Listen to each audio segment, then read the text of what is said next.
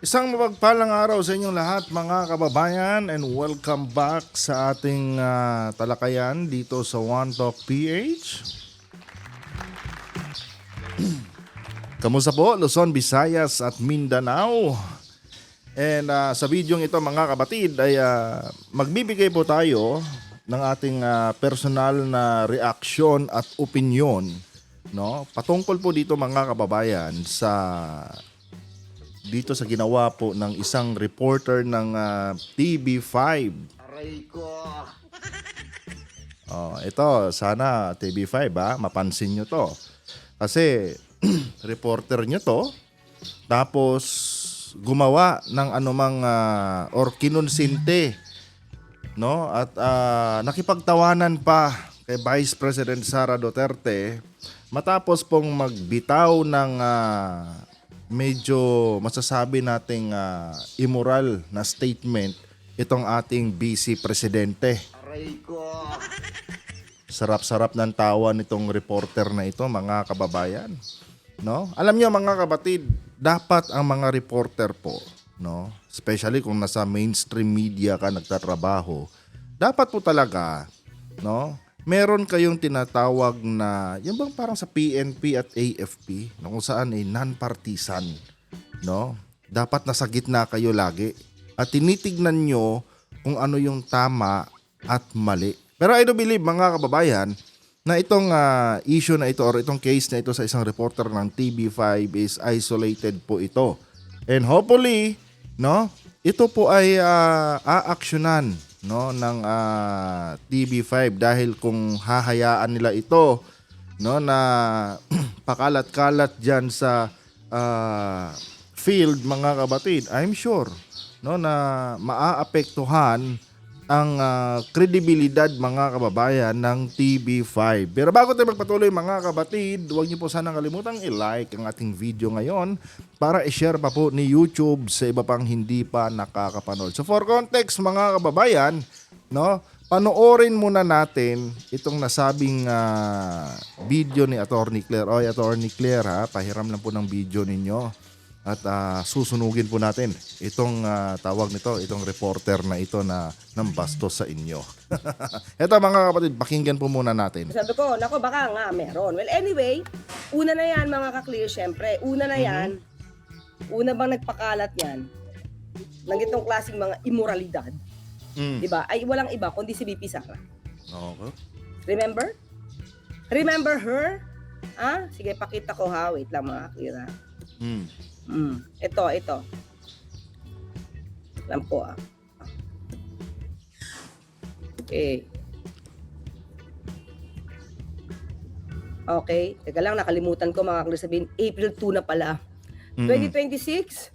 At okay ba ang ating audio? Ha? So itong live na ito ni Attorney bubulol ako. Itong live na ito ni Attorney Claire mga kababayan is 3 days ago ito. No? Yun na nga, April 2, no? Yung na-stream ito ni Attorney Claire. Tuloy natin. Oo. So maraming salamat, okay? Maraming salamat sa ating mga ka-clear. Oo. Ano sabi ni Maylene? Forward natin. Helen, Ma'am Sharon Kyon, Senator Ping Lacson, Ma'am Helen Gambo. Ito. Tingin ko naman, ito kasi yung mga poon nila. At sa kanya, gumagaya ng pagiging fake news. Unahin na natin to mga ka-clear. Ha? Kay BBM o kay Claire? Message? Ulit ha? Sa Valentine's. Kay BBM o kay Claire? Ha? Message? Ito, saan nyo tong reporter na to mga ka-clear na News 5? Kung paano, kasi siguro taga Davao siya. Marami nakakapuna sa kanya. Tingnan nyo kung paano siya magtanong. Kay BBM o kay Claire? Kay BBM o kay Claire? Sa Valentine's. So dito pa lang mga kababayan, malisyoso na po ang tanong ng Kwan, no, nitong reporter na ito kay Sara Duterte.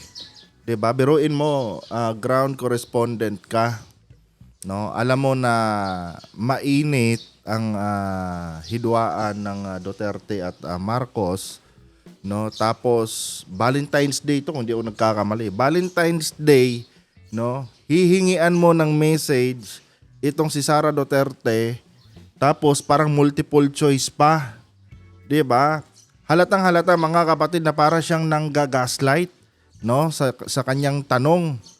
'Di ba? And yes, ito po ay isang Cebuano mga kababayan. I do believe na Cebuano po ito siya kasi nasa Davao si Sara Duterte that time nung tanungin niya no? So, dito pa lang mga kapatid, makikita na natin na itong reporter na ito ay medyo kulang po mga kababayan sa pinag-aralan.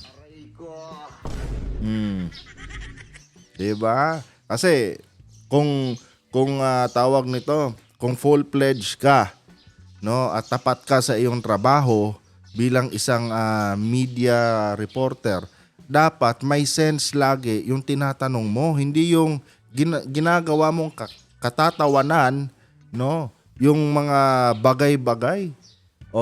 Tapos ang tinatanong mo, yung vice presidente pa mismo na sandamakmak ang issue. Di ba? Kung yung tanong mo na lang sana sa kanya, ma'am, ano po ba ang plano nyo? Kayo po ba handang panagutan yung aligasyon laban sa inyo? Kung mga ganyanan sana yung tinanong mo, di sana may sense yung kwan mo. May sense yung tawag nito, yung balita na pwede mong i-provide sa amin. Di ba? Pero yung tanungan mo parang nakakaloko mga kabatid. 'Di ba? Valentine's Day, tatanungin mo, hihingian mo ng message itong si Sara Duterte, tapos para bang ikaw yung nagli-lead kay Sara dito no? Ikaw yung nagli-lead kay Sara dito para makapagbigay si Sara ng malisyosong statement. Ito mga kababayan, tuloy natin to. I-great na gagawin. Di ba? Sabi ni Sara Duterte mga kabatid, unta magdayon silang duha. Aray ko. Yung tinanong mo, isang illiterate din, parehas kayo. Di ba mga kababayan? Tapos tingnan nyo naman ang muka ng reporter mga kabatid. Tuwang-tuwa pa siya. Aray ko. Kaya TV5, no? Hopefully na pansinin nyo itong reporter ninyo. Di ba? Alam niyo mga kababayan, ang dami kong mga kilalang reporter na pagdating sa mga pag-i-scoop nila ng mga ibabalita nila ay talagang napaka-terror ng mga tanungan. Pero itong reporter na ito mga kabatid, ewan ko. No? Kung anong klaseng reporter to or kung saang tawag nito, universidad nag-aral to. 'Di ba? Walang kasense mga kababayan itong kanyang tanong kay Sara. At ang hindi ko pa maintindihan dito, no? Bakit hinayaang maere ito ng TV5? 'Di ba? Sino ang editor-in-chief na nagpayag dito mga kabatid? Kaya dapat itong News 5, no? Itong News 5 po, dapat po aksyonan niyo tong ganitong klaseng reporter nyo, field reporter nyo. Kasi nga masisira ang integridad, no? At ang reputasyon ng inyong news company. 'Di ba? Dapat pag reporter ka, hindi ka bias, no? At dapat laging may sense yung tanong na binibitawan mo sa isang personalidad. Kasi nga mga kapatid, ito tignan nyo kapag sila po ay ginigipit, no, tulad nung ginawa ni Duterte sa mga media companies natin dito sa Pilipinas under his administration. Anong sigaw ng mga reporter? Anong sigaw ng mga tawag dito ng mga news company? No? Dapat bigyan sila or ipatupad yung malayang pamamahayag. Yun ang sigaw nila, mga kababayan. Tapos ngayon mga kabatid, no, may makikita tayong ganitong klaseng reporter na kung saan nagkakalat po, no, ng immoral na klaseng pagbabalita, no, sa TV at sa social media. Bakit immoral mga kababayan? Simple lang mga kabatid. Yung statement kasi, no, na binitawan ni Sara Duterte ay hindi po dapat lumalabas yan, no, sa bunganga ng isang, no, second to the highest official ng ating bansa. 'Di ba? Dapat mga kababayan, matino lagi ang lumalabas sa bunganga ng ating vice presidente dahil siya ang pangalawa sa pangulo, mga kabatid. Pero itong taga TV5, no, talagang iniskopan niya ito at isinapubliko, no? In-upload sa kanilang tawag nito, sa kanilang mga social media pages. 'Di ba? Immoral yung may pagka-immoral talaga, hindi lang may pagka-immoral talaga yung tutuusin dahil si President Marcos ay merong asawa, kasal, mga kabatid, di ba? Tapos itong si Attorney Claire din, may sarili din itong pamilya, no? Tapos yung tanong mo, no?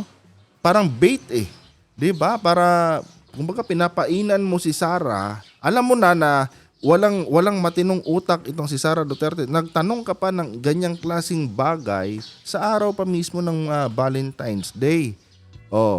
Kaya naging ganyan yung sagot ni Sara Duterte sa kanya, mga kabatid, sa tanong niya kay Sara Duterte. Dahil unang-una, yung tanong hindi na matino. Ikaw ba, mga kababayan, kung kabubuhan yung tanong, sasagutin mo ng matino? Di ba? Ang tanong mo, walang kwenta. Ang tanong mo, malisyoso na. Di ba? Siyempre, isasagot din ni Sara sa'yo, malisyosong sagot din.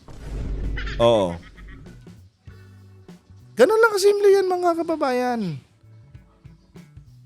Tapos ngayon, no? Tuwang-tuwa ka pa.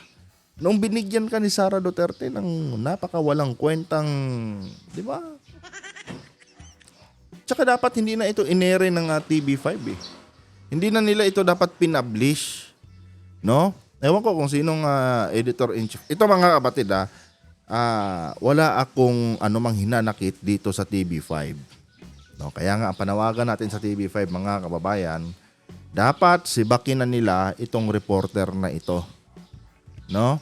Sibakin na nila, mga kababayan, dahil biruin nyo, ginawa nilang katatawanan yung presidente at yung USEC, no, ng presidente.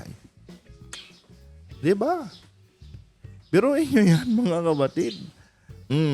Akala nila normal lang yung ganyang mga bagay. It so happened lang talaga, mga kababayan, na meron tayong vice presidente ngayon na grabe yung kabastusan na ginagawa sa ating bansa. Pansinin niyo, mga kabatid, sa dalawang nagdaang vice presidente. Pansinin niyo, mga kababayan. 'Di ba? May narinig na ba kayo, mga kabatid, na vice presidente maliban kay Sara? Nitong nagdaang mga administrasyon, may narinig na ba kayong vice presidente na kasing bastos magsalita ni Sara Duterte? Ngayon lang to, mga kababayan, nangyari. Ngayon lang tayo nagkaroon, mga kababayan, ng vice presidente na ganito ka bastos ang bunganga.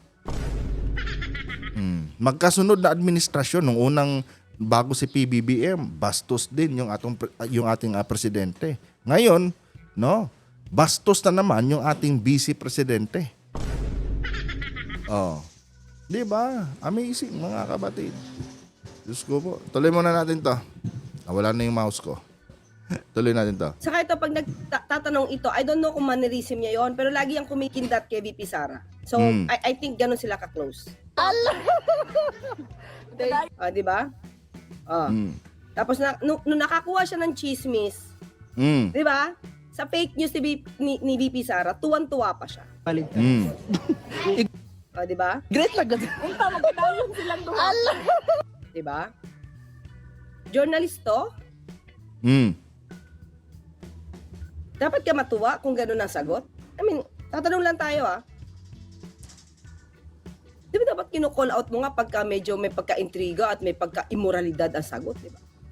Dapat ang sumunod na tanong mo dito, no, nung matapos kang bigyan ni Sara Duterte ng ganyang sagot, dapat mong tinanong sana, bakit niyo naman po nasabi yan, Madam Vice President? Kahit nonsense yung tanong mo, dapat nag-follow up ka na lang sana ng matinong tanong. no? After niya magbigay ng malisyosong sagot sa doon sa walang kwenta mong tanong, dapat nag-follow up ka na lang para kahit papaano nakabawi. Pasensya na kayo sa iyo mga kababayan kasi alam niyo naman nasa labas tayo noon. Wala tayo sa kwarto. Oh. Kasi kung ako dito sa reporter mga kabatid, kung ako yung nandyan, ang susunod ko na lang itatanong, ma'am, bakit nyo naman po nasabi yung mga bagay na yan? Oh. Hindi yung, nung sinagot ka ni Sarah ng, sana magkatuluyan sila. Aray ko. Di ba? Imbis na, Diyos ko po, imbis na tanungin mo na lang sana, ma'am, ano po ba? Bakit nyo po nasabi yan? Anong meron? Tapos grabe yung tawa mo. Aray ko. Tuwan-tuwa ka pa talaga, no? Grabe naman kapal ng mukha nitong reporter na ito. Aray ko. Grabe mga kapatid, Bilang reporter sana, dapat may sarili kang may time na, kumbaga, dapat mong ilugar yung sarili mo. Kung may political bias ka, dapat wag mong idamay yung trabaho mo. Ganon, no? Dapat ganon. Hindi yung nasa field ka. Pinapa-scoop kayo ng mga pwedeng ibalita na kapaki-pakinabang naman sana dapat sa mga kababayan natin.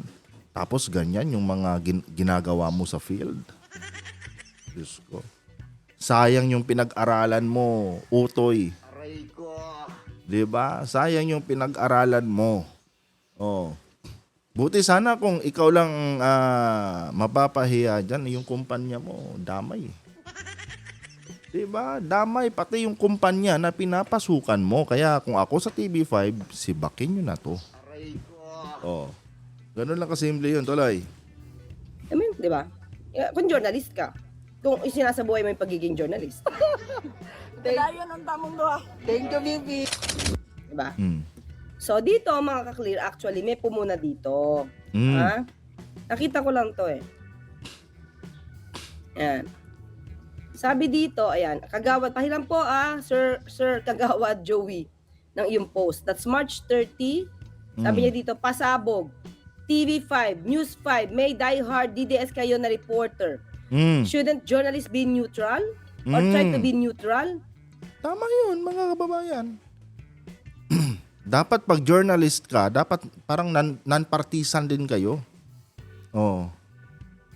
At dapat, ang tinitignan nyo lagi, yung mga bagay na kapaki-pakinabang, no, sa ating mga kababayan. Hindi yung, Diyos ko, sa oras ng trabaho, hinahaluan mo ng pagiging bias mo sa politika yung mga tinatanong mo sa mga ini-interview mo. 'Di ba? Tapos tuwang-tuwa ka pa. Dapat sibakin ng TV5 dito itong reporter at yung editor-in-chief na nagpayag na i-ere itong walang kakwenta-kwentang balita nila mga kababayan na kung saan napaka-immoral nito mga kabatid. Vice Presidente ka, sasabihin mo dapat sana magkatuluyan kayo. Bakit? Ano bang namamagitan kay Attorney Claire at kay President BBM? Meron ba silang mga love affair para masabi mo yung ganyang bagay, Vice President? Kung ano man yung ginagawang pagtatanggol ni Attorney Claire kay President BBM, no, ginagampanan lang niya yung kanyang trabaho bilang assistant secretary, bilang USEC, no? Ginagampanan lang niya. Yan yung ibinigay sa kanyang appointment saan ka ba kayo nakakita ng USEC mga kapatid na kinakalaban yung presidente? May ganong USEC ba? Wala. Siyempre dapat ikaw yung kumakatawan, no? Lahat ng sinasabi ng isang USEC, sumasalamin yan sa presidente. Kaya dapat positive lahat ng dapat sabihin ng isang USEC, no?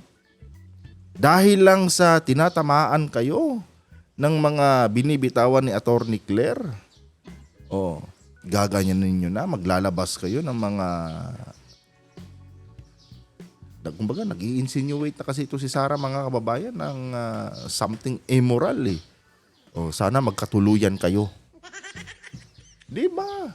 Bakit? Ano bang namamagitan kay Attorney Claire at kay President Marcos? Meron ba silang secret love affair? Para masabi mo yung bagay na yan? Oh. Parehas ni si Sara Duterte, no? Sa Sinibuano pa, ano si Sara Duterte o kaning reporter, parehas sila mga kulungo kay utok. Bagay kayong pambungguon ba? Sila dapat magkatuluyan mga babayan, ano, kay parehas sila kulungo ug utok. Diyos ko po. Ay, nako, ito, tuloy natin. Sobrang DDS at propagandista ng isang reporter nyo. Mm. Ground correspondent pa. BM. Mm. Bad moral ang ibig sabihin niyan, mga kababayan. No, BM, bad moral. Diba? Biruin nyo yan. Diyos ko. Ano bang nangyayari ngayon sa ating bansa, mga kababayan? No? Grabe talaga makalaso ng utak itong tawag nito. Itong mga Duterte. Imbis na may aabangan tayong matinong balita, wala na, mga kabatid. Dahil mismong si Sara Duterte iniimpluwensyahan. Oh, 'di ba? Iniimpluwensyahan ni Sara Duterte yung lasunin yung utak ng ating mga kababayan. Anyway guys, hanggang dito na lang tong video na to. Kung gusto niyo mapanood itong full video na ito, no, punta po kayo sa YouTube channel ni Attorney Claire, no? Nabubulol ako. Aray ko. Naging slang yung Attorney Claire, pahiram lang po ng video nyo, madam. Wala po tayong masamang tinapay laban sa inyo. Diba? And hopefully, ang TV5 po ay aksyonan ito, mga kabatid. Aksyonan po talaga dapat ito ng TV5. Si Bakin, no, itong nasabing reporter, kasi hindi siya fit, mga kababayan, sa kanyang trabaho. Kung hindi mo kayang kontrolin yung pagiging bias mo sa politika, huwag kang magtrabaho, no, bilang journalist. 'Di ba? Or else matutulad ka lang talaga sa mga fake news media tulad ng SMNI. SMNI, mga kababayan, fake news media yan. Pagkakaalam ko nga parang parang nirevoke na yata yung kanilang kwan dyan, yung kanilang license na, pero ewan ko ba kung ba't umiere pa yan. Kung ito, di ako sure kung tama yung pagkaka-recall ko, pero parang ganun yan eh. No, parang tinanggalan na yata sila ng lisensya bilang media, 'di ba? Pero ewan ko kung bakit patuloy pa rin sila, mga kapatid, sa kanilang pinapakalat diyan ng mga kung ano-ano mga impormasyon, Diyos ko po. Oh. Hanggang dito na lang, mga kababayan, at abangan niyo po ang ating mga susunod na i-upload dito sa ating YouTube channel, kasi mga kapatid, ang dami pong mga balita ngayon na dapat talaga nating malaman, no? Tayo po ay ako po mismo personally, mga kababayan, hindi po tayo hindi po tayo miyembro ng kung anumang media organization. Tayo po ay simpleng tao lang, nagbibigay ng ating opinion at reaction, mga kabatid, sa mga hindi magandang nangyayari ngayon sa ating bansa. No? And hopefully, no, tuloy-tuloy na talaga itong ginagawa nating pagko-content dito sa YouTube. Kasi nga, mga kababayan, ang dami ko na talagang utang sa inyo. Hanggang dito na lang, huwag kalimutang mag-subscribe kung hindi ka pa nakapag-subscribe, at i-turn on ang notification bell para updated ka, no, sa bawat video na ating ina-upload dito. Adios.